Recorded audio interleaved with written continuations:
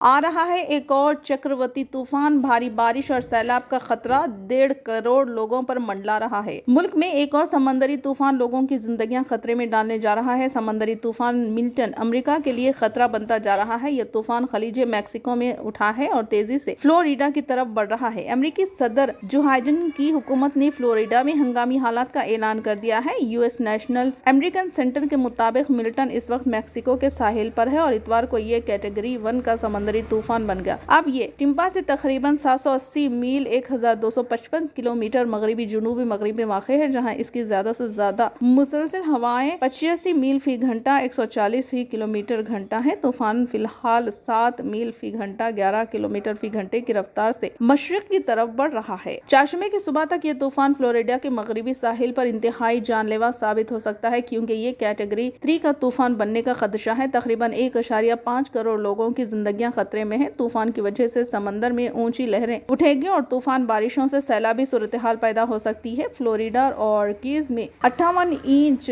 Millimetre बारिश मुतवक्के थी, जबकि कुछ इलाकों में 12 इंच 304 मिलीमीटर तक बारिश हो सकती है। हंगामी इक़दामात काउंटी के इमरजेंसी मैनेजमेंट डायरेक्टर केटी परकिंस ने कहा कि पहले ही 6 हॉस्पिटलों, 25 नर्सिंग होम्स और 44 सरकारी हॉस्पिटलों को खाली करने का हुक्म दिया जा चुका है, जिनमें कुल 6600 मरीज हैं। हवाई अड्डे और स्कूल पीर से चारशंबे तक बंद रहे थे। नेशनल अमेरिकन सेंटर के मुताबिक समंदरी तूफान मिल्टन जनूबी मशरक़ी शुमाली कैरोलिना और शुमाली मशरक़ी जनूबी कैरोलिना के लिए भी खतरनाक साबित हो सकता है। इन रियासतों के साहिली शहरों में ऊंची लहरों, तेज हवाओं, तेज बारिश का इम्कान है।